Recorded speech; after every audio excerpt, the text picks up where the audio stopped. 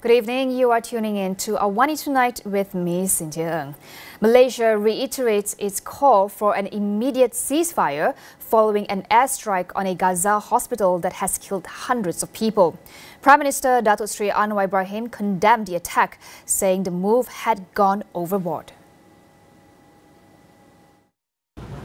Apapun dituduh siapapun, maknanya ini kesan dari serangan dan perang. Sebab itu kita kata sebaiknya hentikan. Ini masa untuk kita redakan keadaan dan hentikan. Kalau teruskan, ini mangsanya wanita, anak-anak, pesakit. Ini sudah sampai ke tahap gila dan hilang peri kemanusiaan. Dan yang paling dikesalkan ialah negara barat yang bercakap soal hak kemanusiaan. Ini rupanya ada kategori, ada manusia kelas 1, ada manusia kelas hamba. Dan ini yang kita bantah sekeras-kerasnya. Tapi sekarang at least 500 people were killed in the strike on the Al-Ahli Baptist Hospital on Tuesday night. The hospital had been sheltering thousands of displaced people and many are still trapped under the rubble. Palestinian officials accused ongoing Israeli airstrikes for the deadly incident, but Israel's defense forces denied an involvement in the attack, blaming instead a failed rocket launch by the Palestinian Islamic Jihad group. The United Nations and world leaders have condemned the Gaza hospital bombing as anger rises over the attacks on innocent civilians. Saudi Arabia, Jordan, Egypt, the UAE and Iraq each issued statements strongly condemning Israel. Protests have also erupted across multiple cities in the Middle East, including in the Israeli-occupied West Bank. In Ramallah, demonstrators denounced the bombing and also protested against Palestinian Authority President Mahmoud Abbas. People in the crowd called for Abbas to quit over his response to the conflict between Israel and his political rivals Hamas in the Gaza Strip. Meanwhile, in Jordan, angry demonstrators clashed near the Israeli embassy in Amman as security forces fired tear gas to disperse protesters trying to reach the embassy building. The hospital bombing resulted in Jordan cancelling a planned summit between US President Joe Biden and the leaders of Jordan, Egypt and the Palestinian Authority. Jordan said the summit will be held at a time when parties could agree to end the war and massacres against Palestinians. Demonstrations also took place in Tunisia, Beirut and in Tehran, where the French and British embassies were pelted with eggs by protesters. A growing international chorus of NGOs and world leaders say the Israeli bombing of Gaza violates international law and may constitute a war crime. US President Joe Biden arrived in Tel Aviv to show that US stands in solidarity with Israelis. He also offered an assessment that the deadly airstrike on a Gaza hospital was apparently not carried out by the Israeli military. During a meeting with Israeli President Benjamin Netanyahu, he said that the attack appears to have been done by the other team. Biden, however, did not offer details on why he believed the attack was not carried out by the Israelis. He did express deep outrage at what occurred at the Al-Ahli Arab Hospital. Biden was originally scheduled to visit Jordan too, but his meeting with Arab leaders was called off following the hospital bombing. For the unequivocal support you have given. MYAirline's co-founder and majority shareholder, Dr. Alen Goan, was arrested last night with his wife and son. Police have obtained a 4-day remand order on the 3 individuals beginning today. Goan and his family members were arrested at their residence in Shah Alam on Tuesday night.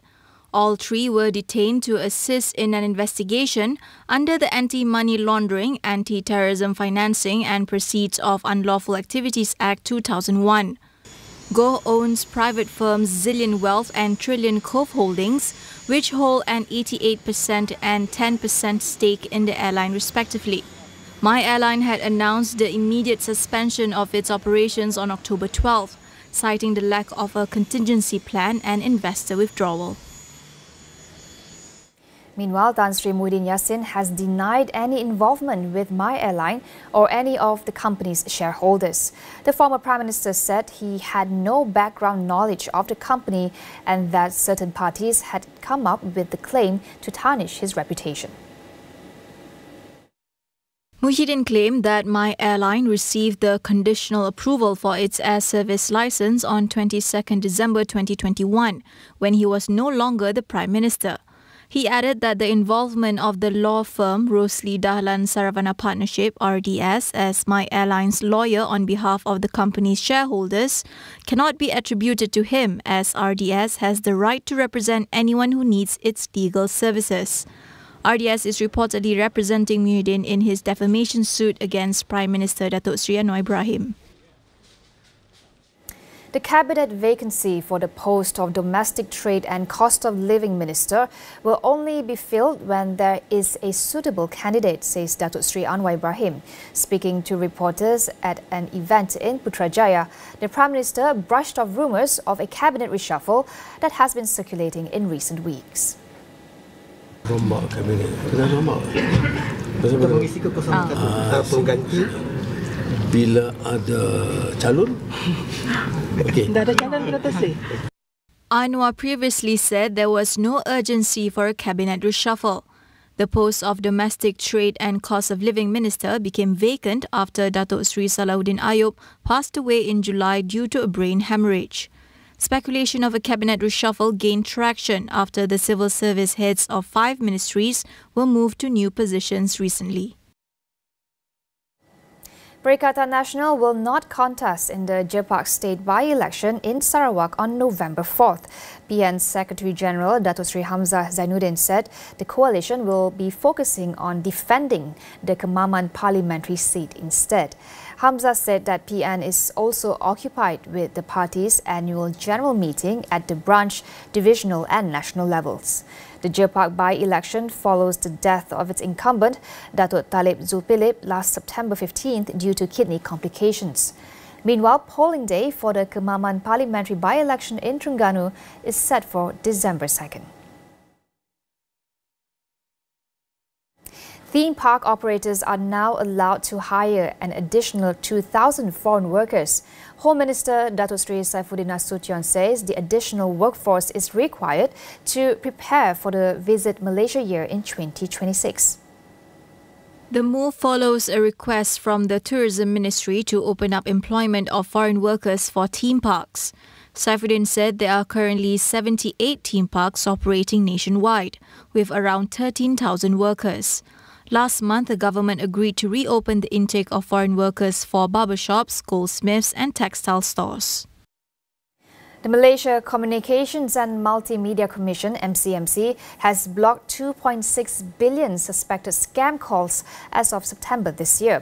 Deputy Law and Institutional Reforms Minister Ramkapal Singh says the MCMC has also blocked numbers used by scammers. According to him, this was done with the cooperation of the National Scam Response Centre or NSRC.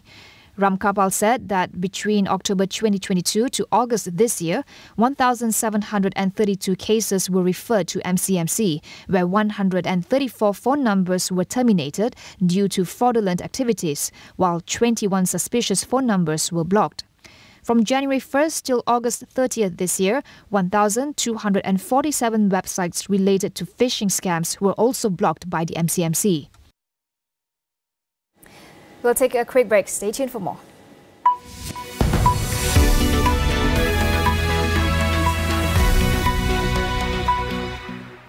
Hanya 90 saat untuk membuat target misteri gelap secara langsung. 24 peserta. Sila buka pintu misteri. 68 target misteri. Gelak 90 saat di Astro Warna dan Astro Go.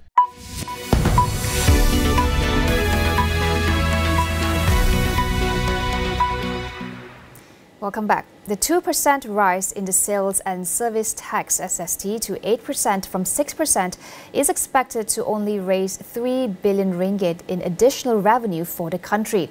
According to Bait Al-Amanah's Benedict Virasina, the budget 2024 was a missed opportunity for long-term sustainable taxation reforms. I think, first of all, it's a wise move to exempt F&B and telecommunications as these are essential services. However, that being said, it is quite a desperate move to raise revenue in a rather unsustainable and insignificant manner. In fact, it's only expected to raise about 3 billion in additional revenue collection. The thing is that our current taxation model is unsustainable. We still continue to undercollect in terms of consumption taxes, trailing many regional peers, especially countries who have achieved a high-income status in the last 3 decades. Also, how much longer can we depend on petroleum-related revenue? In 2024, it's said to contribute 20.1% of our total revenue. And our reserves are projected to only last for 15 years. So how sustainable is our taxation model? That is my question. Benedict believed now would have been the perfect time for the reintroduction of Goods and Services Tax (GST) as a long-term solution for raising more revenue through taxes. So I would say that Budget 2024 is a missed opportunity to raise more revenue through the GST. See, SST only contributes around 11% of total revenue, or about 35.8 billion. GST is estimated to contribute almost double of that amount. Also, as we know, GST constitutes a wider tax base, supplied at every level of transaction, SST only at the consumer level. GST improves tax compliance and reduces evasion, and this is something that SST can't do in terms of addressing leakages from the shadow economy. Also, cross-country evidence has shown that it's transparent, efficient, stable long-term revenue stream. A final thing about timing, I think in terms of political will, a lot of people discuss probably it's hard for the government to introduce it now, but I would say no, it's actually a season that is ripe for taxation reforms because it's 4 years more before the next general elections, as in the impact will be felt immediately, but then in 4 years, we will see the benefits of it. So I think that there's no better time to introduce the GST. The government has introduced a 10% capital gains tax on the net profit from the disposal of unlisted shares during Budget 2024. Now, while Small and Medium Enterprises Association of Malaysia President Datuk William Ng recognizes that this will help the government in increasing tax revenue, he cautioned that it could potentially hurt SMEs and be an obstacle for them to move up the value chain. We are indeed quite surprised and frankly a little bit disappointed with the introduction of the capital gains tax under the budget 2024. There are 2 reasons why we are saying so. I think first of all, we have been talking about helping our SMEs move up the value chain. We should be encouraging our SMEs to grow bigger via M&A, for example, perhaps even bringing on board more strategic investors, including regional players. But when you introduce the CGT at this stage, instead of encouraging more SMEs to conduct more M&A, I think you're going to effectively discourage the SMEs from doing so. So that's one. Secondly, I think this is quite personal for most SMEs. I think you must realize that many SMEs have survived all this long, not only during the pandemic, but even before and after. And indeed has done very well, not because of government help, but despite not getting any help. So when these SMEs, who have been paying taxes all along, to now come after them when they're ready to exceed or to expand their business, you're putting it in a toll gate essentially to collect from their hard work. And at the same time, you're saying that you want to tax this capital gain, but you're also allowing day traders on Bursa.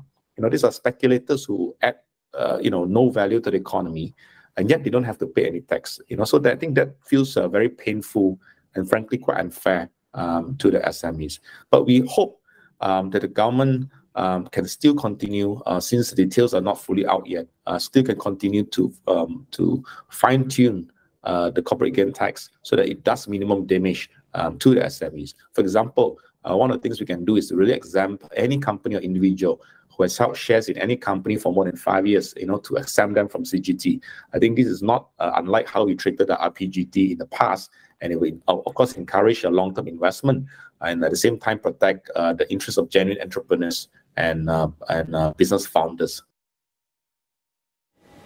That wraps up AWANI Tonight. I'm Cynthia Ng. Thank you for watching and good night.